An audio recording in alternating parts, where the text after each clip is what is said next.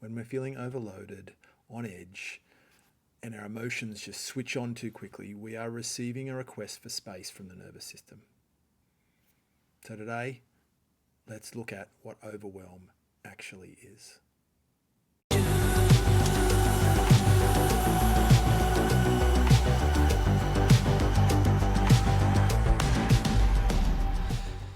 If you have been following this series of videos so far and caught the previous video on chaos, you'll sense that there's an overlap in the themes between the previous video and this one. And you could say that chaos and overwhelm are cousins or siblings, if you like, as we explore the topics over the next four.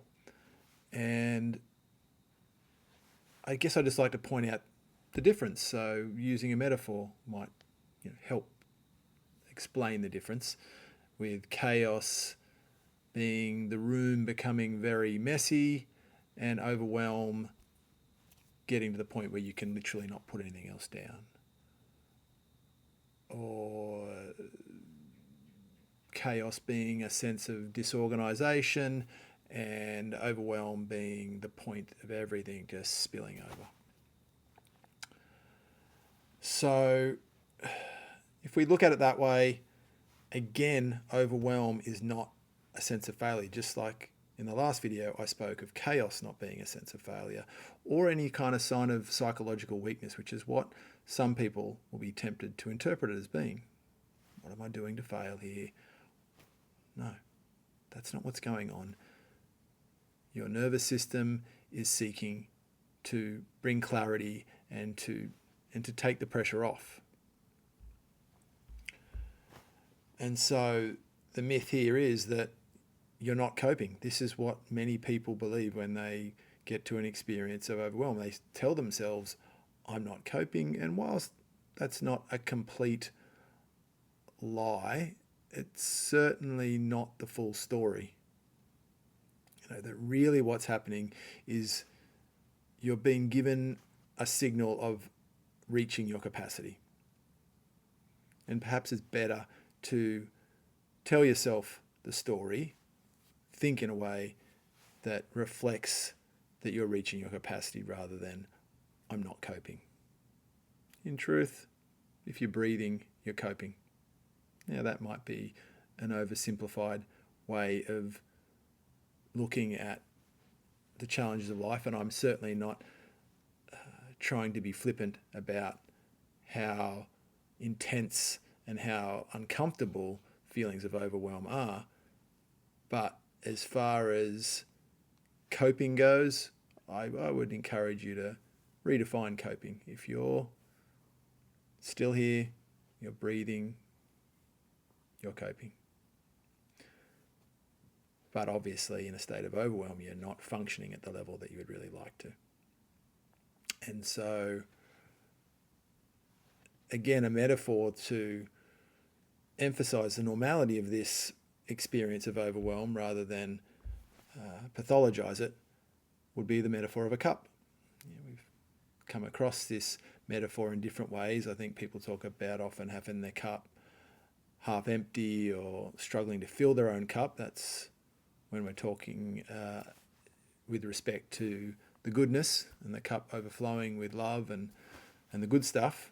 But here we'll use the reverse and reference the cup as filling up with stress, pressure, anxiety, etc. And when the cup gets filled all the way to the top, it spills over.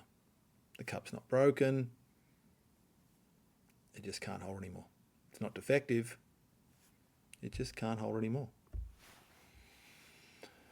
And to add to the metaphor that was used in the previous video around the wave peaking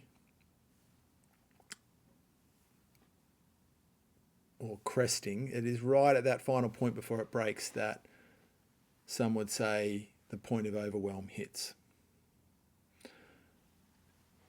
I also wanted to shift the focus a bit in this video to the longer term experience of this type of process that I'm referring to in this video and the previous one, whereby in the last video maybe that it seemed like there was a bit more emphasis on brief moments of inner chaos cresting and then presenting as a break in emotion, a snap, a moment of tears, etc. But obviously for many of us, or certainly for me, the process of getting to a point of overwhelm is drawn out over a period of time. And so the initial stage of feeling disorganized, feeling that something isn't balanced internally, can draw out over a period of months, years, even before getting to the state of overwhelm. Now, me personally, I can speak to this state quite well. In fact, in the past, I experienced it quite a number of times in the middle stages of my career, when I was pushing myself far too hard, other issues within my personal life not feeling particularly balanced, and it would present as these moments where I would completely freeze up. I'd be sitting at my desk, maybe trying to type a letter and write an email, whatever, and I would just go completely blank and freeze up. Have these moments of staring off into space and just wanting to escape. The interpretation I had in these moments was, I can't do this, I must escape this. And the old way I would deal with this, which is a way that many of us potentially deal with moments of overwhelm, is to change something externally or to address it with some kind of external shift. For me, years ago, it would be to have alcohol on the weekends, not every night of the week, but look forward to the weekends, have my 4 to 6 drinks on a Friday or a Saturday night, both sometimes, and that would be my seeming relief from overwhelm. Yeah, I can clearly see now that wasn't a very effective mechanism, and at a point I started to realize that that wasn't the most loving way to deal with the experience of overwhelm. But at the time, it served its purpose, and I guess a lot of us might be tempted to do something like that, or just step away, take a break, shut down, stare at the TV, even if it's not as unhealthy as putting alcohol in your body, although some of us will just replace that with sugary foods or snacks, etc. Withdrawing, as I said, staring at a screen for hours. We might call that self-care, but really it's just a moment of shutdown. For some of us. I'm certainly not saying that having a period of viewing and watching a show is not self-care in some contexts, but even in a previous video I've spoke about how that can really be us lying to ourselves about what we're actually doing and what the function of such a behaviour is. And I too have used that method to address overwhelm. And so what I actually view it as now, and certainly am much more vigilant of looking out for these days, is signs of overwhelm building as a way of indicating that there is emotion and energy that I haven't processed, and that my system is trying to downshift, slow down. Yeah, that probably sounds fairly obvious that that's what's going on when we're feeling overwhelmed. We're getting those signals. And unfortunately, we can't always do something externally that could really change the demands on us, given the world that we live in, given this world that has many demands on us as far as caring for others, working a job, running a household, etc., etc. So finding a way to manage that overwhelm in a healthy way is definitely a major challenge.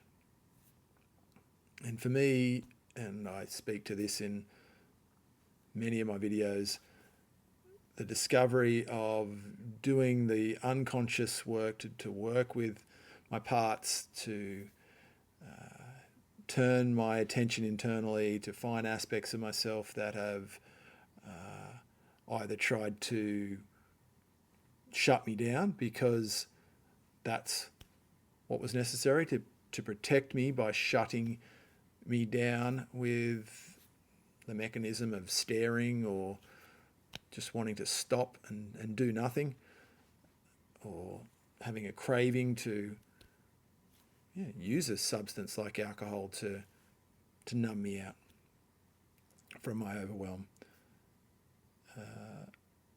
And also, and perhaps more importantly, getting to the underlying emotion that had built up in parts work, in internal family systems work, that's referred to as exile, an exile part or exile emotion. That is the aspect of us that stores the emotion, builds it up as a burden, and then, well, we don't know what to do with it. Certainly our protective parts don't know what to do with it, because our protective aspects just think, keep it down, push it away, use some other kind of mechanism to keep it at bay. And the system gets a bit desperate when it can't come up with a solution, and hence going to extremes like using substances or other distractions, going into complete shutdown and withdrawal mode becomes a necessary protective mechanism. But not if we manage it ahead of time, not if we do that inner work and address that emotional baggage as it builds up, rather than waiting for it to get to that level. Although, at times still today, I will maybe not give those aspects of myself the due attention, and I'll get signs and signals. One of my common early warning signs will be a twitch in my eye or a pressure in my eye that feels like my body's giving me that cue before it gets to the point of me staring off into space as I try to produce something in writing as part of my job. Or finding it hard to gather words up that would usually flow to me easily when in a session with a client. So I try not to get to that stage by paying attention and doing the maintenance, doing the inner work, which is what I love about internal family systems work, as it provides this beautiful ongoing method of working on yourself and maintaining an inner environment to keep thriving, to move in the direction of living a thriving life rather than one where we're just surviving.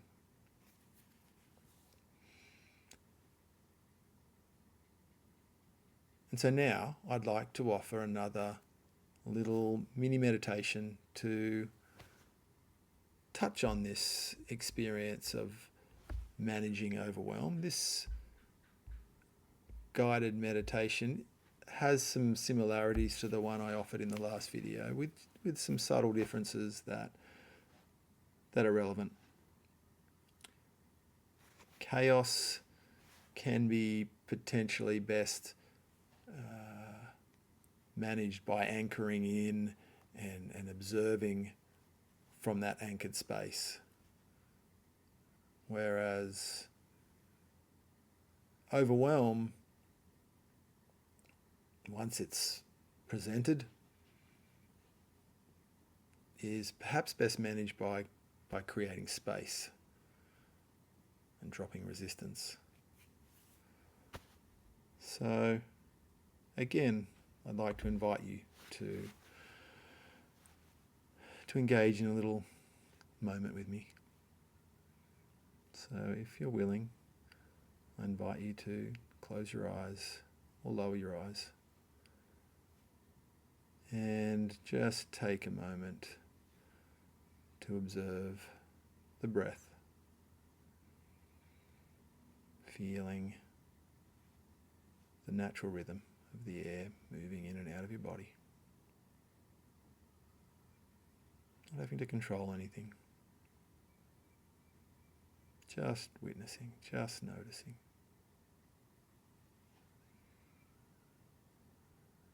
Now think of a small moment from this week or from recently where you felt even slightly overstimulated and stretched.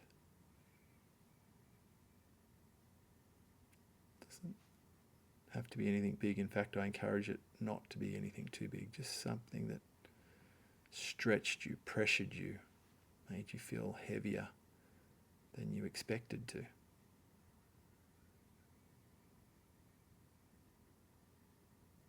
Like a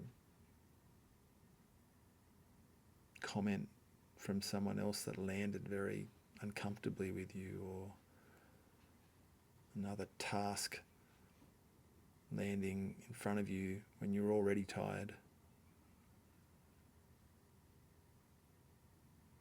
Or just a moment where one more thing being added just felt like too much and a bit beyond you. Acknowledge that moment. Feel into it again. And again, notice how your body responds.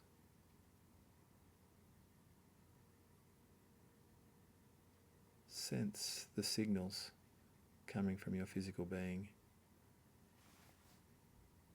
Your body will have spoken to you at the time to signal this sense of being stretched, pushed a little too much. And as you go back to it now, even if it's only an echo of the original form, it'll show up again. Maybe a little tightening, pressure, churning somewhere in the body.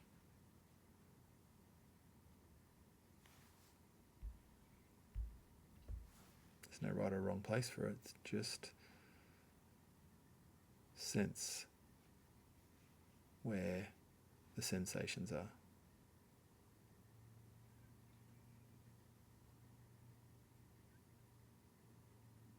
Now sense that you are softening around these sensations. As you breathe in to the sensations, it's like you're clearing a space around them. Like a bubble that just moves out and expands to create more space. Now, if the feelings get bigger as you create space, that's fine.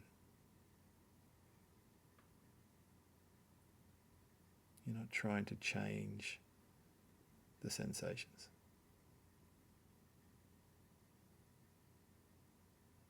You're allowing. You're bringing acceptance in around the sensations.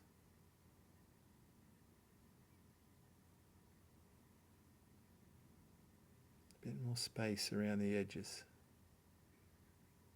Even if that space is only tiny. Just breathing in more acceptance and allowing into the sensations.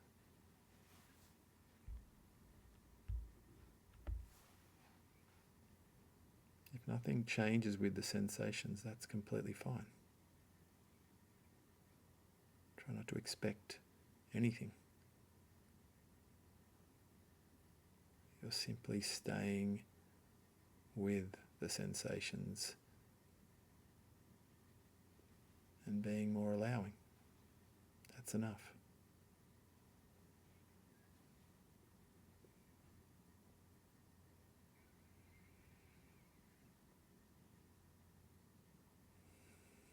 And Just take one more very deliberate breath of awareness into the feeling, into the sensations. And let the breath release naturally. No fixing, no forcing involved here. Just meeting the boundary of your capacity with kindness.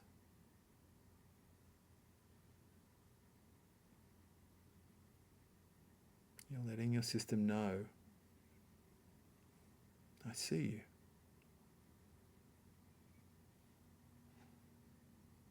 I accept you.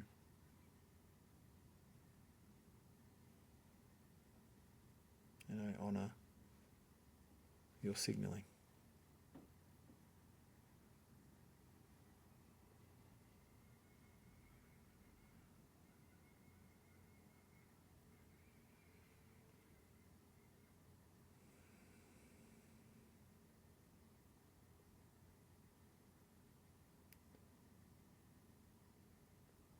Know that when future experiences of emotions such as this one arise, that even just one breath of acceptance, one moment of opening up and making more space, using the inhale, the expansive inhale,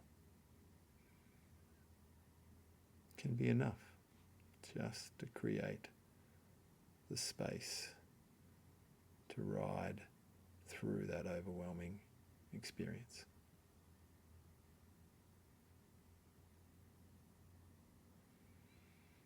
And now start to bring your awareness more to the external, sense into the space you're in. And when you're ready, open your eyes, come back. Thank you if you chose to have that experience and taste the sweetness of acceptance. I learnt that type of guided meditation many years ago in my training in acceptance and commitment therapy, and I've always loved the beauty and simplicity of just breathing space into a feeling, something that I would never have thought to do before my training, that's for sure. Certainly not something that we are taught how to do growing up, generally. Not most of us anyway, if we're privileged enough to have some amazing guidance in our family or from other nurturing others, then perhaps we've been fortunate enough to pick up that skill early in life. But for many of us, it's not part of our life education.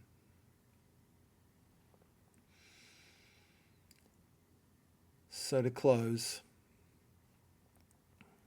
overwhelm is not judgment. It's not some kind of verdict being handed down that you're failing. It is your system encouraging you to find pacing. Your nervous system is not against you. There's no malfunction going on. So meet these moments of overwhelm with gentleness and love.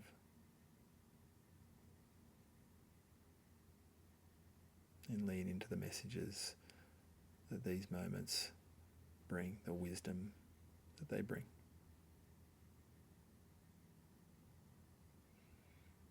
Thank you.